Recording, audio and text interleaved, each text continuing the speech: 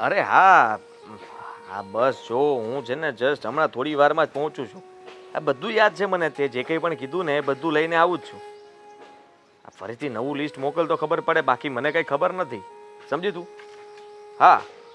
અરે રોનક, ફોન કરું તને. અરે કેમ છો ભાઈ? કેટલા સમય પછી? અરે. અલા ભાઈ, લગ્ન કરી લીધા એટલે તું મળતો જ બંધ થઈ ગયો? હા, એવું નથી, હમણાંથી કામ જ એટલું રહે છે કે હા કામમાં ને કામમાં એ બાજુ આવ્યો જ નથી હમણાંથી. કામમાં એટલે બહુ કામમાં લાગી ગયો? હા, આ તું તો ગયો હતો ને આ મીરાના મોટા ભાઈ પાસે, મારા મોટા શાળા પાસે. હા, તો અમારે સમાધાન થઈ ગયું અને અમે એમના જ ઘરે રહીએ છીએ. અને હા, ફેક્ટરીમાં મને મેનેજરની પોસ્ટ પણ મળી ગઈ. હું મેનેજર છું એમની ફેક્ટરીમાં. હા, ગાડી તારી છે? હા પડી, મારી ગાડી. વટ છે હો તારો, સેટ થઈ ગયો તું. એટલે જ ભાઈને ભૂલી ગયો ને? સેટ થઈ ગયા પછી ભાઈને ભૂલી ગયો. તારા માટે હું જ વાત કરવા ગયો હતો, યાદ છે ને?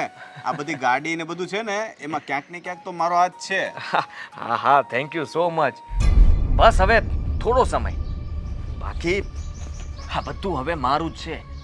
હા હા, એમને કોઈ સંતાન તો છે નહીં. હા હા, જે કંઈ પણ છે એ હું છું, હું જ સંભાળું છું. હા, કાલ સવારનું કોને ખબર છે શું થવાનું છે. અને એમ પણ હા, લગ્ન કર્યા ત્યારે જ મેં તને કહ્યું હતું ને. એટલે પહેલાં આપણે વાત થઈ હતી ઘણા સમય પહેલાં, ત્યારે તે પૂછ્યું હતું. મેં તો એટલા માટે જ લગ્ન કર્યા હતા કે મને ઘર જમાઈ રાખી લે અને કામ ધંધો પણ મળી જાય. હા પણ એક મિનિટ, તું તો મને કહેતો હતો ને કે હું એને પ્રેમ કરવા લાગ્યો છું. પહેલી વખત મળ્યા ત્યારે તે મને શું કહ્યું હતું કે એ તો જોબ માટે મુલાકાત થઈ હતી, અને પછી જ્યારે લગ્ન કર્યા ત્યારે તે મને કહ્યું કે અમને બંનેને પ્રેમ થઈ ગયો ને આવી બધી વાતો કરેલી. અને હવે આ તું જે બોલે જો છે, જો જો આ બધી વાત બધાને સાચી ન કરાય. આ મને બધી જ ખબર પડે છે. આ સગો ભાઈ હોય ને તો એને સાચી હકીકત ના કહેવાય, કારણ કે વાત ફેલાતા વાર ન લાગે. અને આ વાત હવે તને કરું છું કારણ કે અત્યારે મારી પાસે બધું છે, અને થોડો સમય હજી મને મળી જાય ને એટલે એના ભાઈ પાસેથી સહી કરાવીને ફેક્ટરી પણ મારા નામ પર કરાવી લઈશ. બાકી છે તો તને ખબર છે, વરસ દિવસથી હેરાન થતો હતો. તને શું લાગે છે મને નોકરી ન મળે એમ? નોકરી મારે કરવી નહોતી, કારણ કે નાની મોટી નોકરી કરીને હું કેવી રીતે એનું પાલન કરત? હા, મીરાને હું કેવી રીતે સાચવત?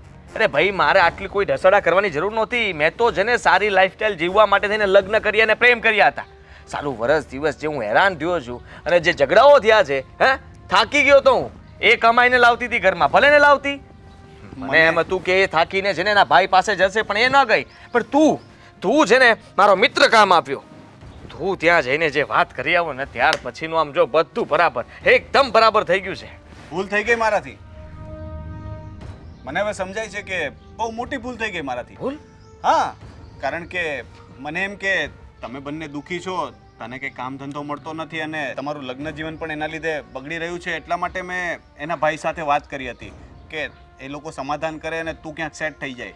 પણ તું તો કંઈક અલગ જ દુનિયામાં રહે છે. હજુ પણ તારી ભાવના એવી જ છે કે એ બધું પચાવી લઉં, આ બધું લઈ લઉં. એટલે હજુ પણ તું ખોટું જ બોલે છે ને. મીરાને તો તું પ્રેમ કરતો જ નહોતો ને? ના, હવે આ મિલકતને પ્રેમ કરતો હતો. એની આગળ પાછળ કોઈ નહોતું, એટલે વિચાર્યું કે હું લગ્ન કરીને સેટ થઈ જાઉં એટલે છે ને બધું મારું થઈ જાય. અને હવે મને દેખાઈ રહ્યું છે કે બધું મારું થવા જઈ રહ્યું છે. હા, એમના ભાઈ તો મારા ઉપર આટલો ભરોસો કરે છે, આખું ઘર. આમ તો ઘરમાં કોઈને મારા પર કોઈ શંકા જ નથી. આ બધા પૈસા મેં સાઈડમાંથી કાઢેલા છે. હા, કટકી કરીને કેટલાય રૂપિયા ભેગા કર્યા. તારે જોતા છે? બોલ ને, તને રૂપિયા આપું ને? નથી જોતા મારે. મને એ હરામની કમાણીમાં કોઈ રસ નથી. અને હું તો તને પણ કહું છું કે હજી પાછો વળી જા. હજી કંઈ બગડ્યું નથી. મેનેજર તરીકે કામ કરે છે તો મેનેજર બનીને રહે અને પ્રેમથી જીવો. આજે તારી ભાવના છે ને કે બધું પચાવી પાડવાની, એ તને થોડા સમયનું સુખ જરૂર આપશે, પૈસા પણ આપશે, પણ લાંબા ગાળે તું દુઃખી થઈશ મારા ભાઈ. મને તારી ચિંતા થાય છે એટલા માટે આ બધું કહું છું. તને લાગતું હશે ને કે હું લેક્ચર આપું છું. હા, લાગતું જ હોય, કારણ કે તારા મોઢા પરથી જ દેખાય છે કે તને મારી વાતો સાંભળવાની નથી ગમતી. પણ આ હકીકત છે, ક્યારેક પછતાઈશ. એટલે હજી કહું છું, પાછો વળી જા, સુધરી જા, મીરાને હકીકત કહી દે. હું તો કહું છું કોઈને કંઈ કહેવાની પણ જરૂર નથી, પણ મીરાને સાચો પ્રેમ કરવા માંડ. અરે સાચો પ્રેમ ક્યાંથી કરું? હા, મીરા સાથે બીજા લગ્ન કર્યા છે મેં. મારી એક પત્ની તો ગામડે છે. આ શહેરમાં આવ્યો તો એટલા માટે કે મને એમ હતું કે ગમે ત્યાંથી પૈસા ભેગા કરીને હા હું મારા ઘરના જે બધા તકલીફમાં છે ને એની મદદ કરી શકું. અને એટલા માટે તો શહેર આવ્યો હતો. પણ અહીંયા આવીને તો લાગ્યું કે 10-15 હજારમાં કદાચ આખી જિંદગી પૂરી થઈ જશે, પણ હું એ લોકોને ક્યારેય ખુશ નહીં જોઈ શકું, ક્યારેય 4 વ્હીલમાં નહીં ફેરવી શકું. અને હવે તો મોકો મળ્યો છે. હા, એ લોકોને પણ પૈસા મોકલાવું છું, એ પણ જલસા કરે છે.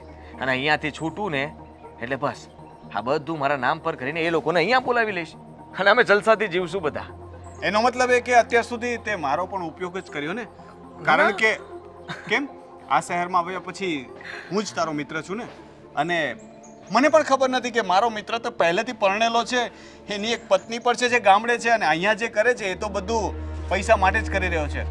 મને તો એમ કે છોડ યાર, હું તારા વિશે કેટલું કેટલું વિચારતો હતો, દિવસ રાત તારી ચિંતા કરતો હતો, અને તું મિત્ર હોવા છતાં પણ મારી સાથે દગો કર્યો. મતલબ તો એવો થયો ને? ના ના, એનો મતલબ તો એવો થયો ને કે તે મને પણ દગો જ આપ્યો છે. મિત્રતામાં ખોટું બોલવું એ દગો જ કહેવાય. તને સાચું કીધું મેં, કારણ કે તે જ મારી મદદ કરી. મને ખબર હતી અમે લોકો જ્યારે પણ ઝઘડતા ને ત્યારે તું જ બહાર સાંભળતો અને અંદર આવીને સમાધાન કરવાની કોશિશ કરતો. ત્યારથી મને ખબર હતી કે મારા મિત્રને મારું દાજે છે, અને આ જ ફરિયાદ લઈને, કારણ કે મીરા તો એના ભાઈના ઘરે જવાની જ ના પાડતી હતી અને હું કંઈ જઈ ન શકું, તો સીધો રસ્તો રહ્યો હતો. એટલા માટે તો મેં તને એડ્રેસ આપ્યું હતું, કહ્યું હતું કે એના ભાઈ સાથે કોઈ વાત કરીને સમજાવે ને તો અમારા બંને વચ્ચે સમાધાન થઈ જાય. કરીશ, હું એના ભાઈ સાથે વાત કરીશ. તારા માટે હું એના ભાઈ સાથે ફરીથી એકવાર વાત કરીશ અને એમને કહી દઈશ કે તમારો જમાઈ કઈ પ્રકારનો માણસ છે, કઈ કેટેગરીનો માણસ છે. હા જો, કારણ કે મારાથી આ બધું સહન નથી થતું. મારો ભાઈબંધ જો નહીં, હું ભાઈબંધ જ છું, એટલા માટે જ એક મિત્રને ખરાબ રસ્તે જતો રોકવા માટે, જેલમાં જતો રોકવા માટે મારે આ કરવું પડશે. નહીં જાવ, તું સમજતો નથી. હા, મેં ક્યારે મારી વાત આમ તને સાચી હકીકત ક્યારે કીધી હોય જ્યારે હું શ્યોર હોઉં કે તું મારું કંઈ નહીં બગાડી શકે. કદાચ ત્યાં જઈને વાત કરીશ તો તારી વાત માનવામાં નહીં આવે, એટલા બોલવી દીધા છે મેં લોકોને. ઠીક છે, હું તારું કંઈ બગાડી નહીં શકું, પણ હું મારું તો સુધારી શકીશ ને. મેં જે ભૂલ કરી છે એ તો સુધારું ને. તારી સાથે દોસ્તી કરીને મેં બહુ મોટી ભૂલ કરી છે, અને બીજી ભૂલ કરી કે મીરાના ભાઈ સાથે વાત કરી. એ ભૂલ તો નહીં સુધરે, પણ હું તારી સાથે જે દોસ્તી કરી એ ભૂલ સુધારવા માંગુ છું. આજ પછી મને મળવાની કોશિશ ન કરતો. જો ખોટું નહીં લગાડ, આટલા સમય પછી મળ્યા. બસ, તારા પૈસા, તારી લાઈફ તને મુબારક, એન્જોય. અને છતાં પણ ક્યારેક દુઃખ પડે ને તો યાદ કરજે, પણ સાચા દિલથી યાદ કરવું હોય તો, ખોટા કામ માટે નહીં. Same to you. દુઃખ પડે ને મારી યાદ આવે તો મને યાદ કરજે. મોટા ભાઈ, બધા ડોક્યુમેન્ટ્સ રેડી છે ને? હા, બધા ડોક્યુમેન્ટ રેડી કરાવી નાખ્યા છે. સરસ. આદિત્ય આવે ને એટલે આજે બધો ફેસલો થયો જ જાય. આવી ગયા તમે? હા હા હા, આજે તો બહુ લેટ થઈ ગયું. આ કામ જ એટલું હતું. હા, બધું કામ પતાવીને આવ્યો છું. કાલ સવારે મોડા જશો ને તો પણ ચાલશે. સરસ. આદિ, મોટા ભાઈ તમને ખુશ ખબર આપવાના છે. સરપ્રાઈઝ છે તમારા માટે. શું વાત છે, બોલો ને.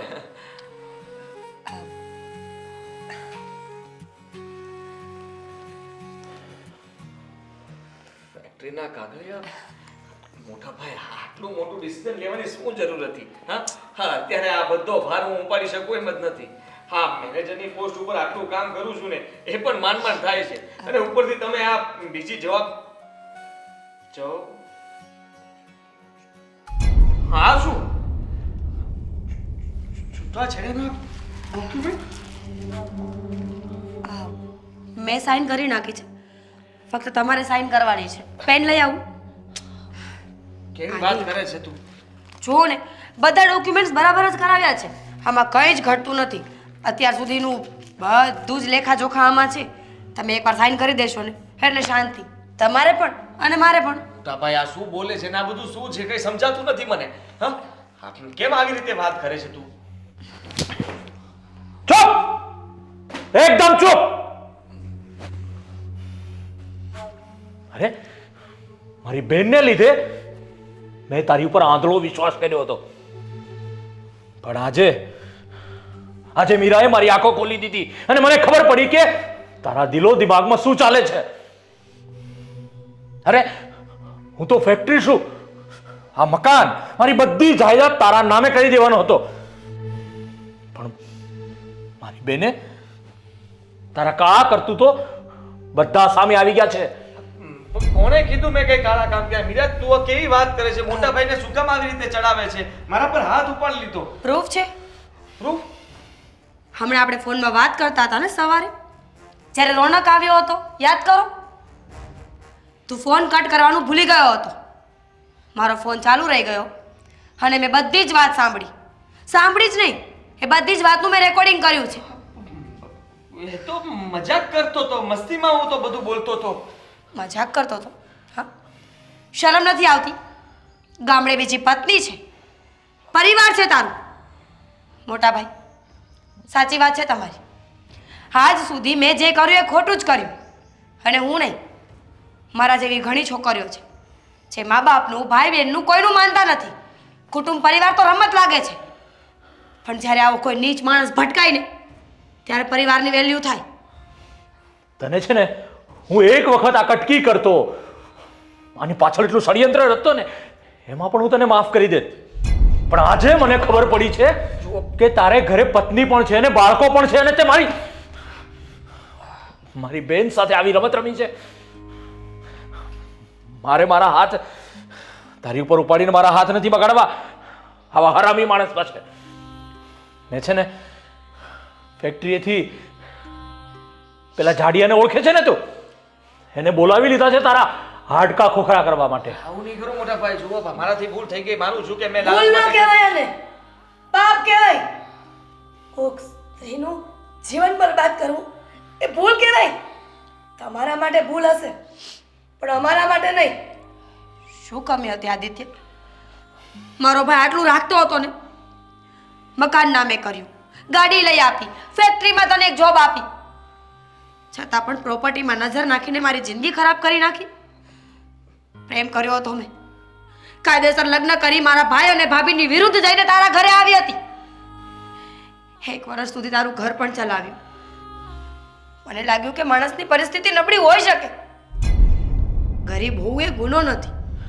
હોય, સારા દિવસો ખરાબ દિવસો માણસના જીવનમાં આવતા જતા હોય, પણ મને ખબર નહોતું કે તું જાણી જોઈને ગરીબ બને છે. આટલી પણ લાલચ સારી નથી કે પોતાની લાલચ માટે કોઈ વ્યક્તિની જિંદગી ખરાબ કરી નાખી. અને તે ફક્ત મારી જ નહીં, ગામડે જે તારી વાઈફ છે ને, તારી માં, તારો બાપ જે પણ હશે, એ બધાની સાથે ફ્રોડ કર્યું છે. મીરા, એ બધું એને સમજાવવાની કોઈ જરૂર નથી. તું છે ને આની અંદર સાઈન કર અને અમને બધાને છૂટા કર. સાઈન કરે છે કે પછી?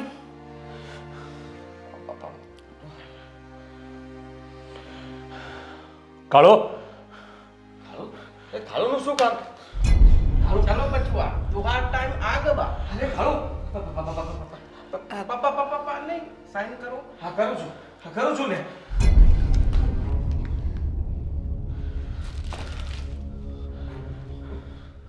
થઈ ગઈ.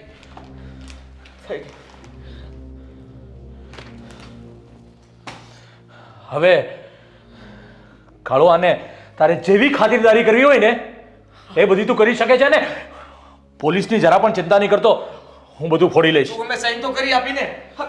કાળું, કાળું, કાળું, જો ભાઈ, ભાઈ.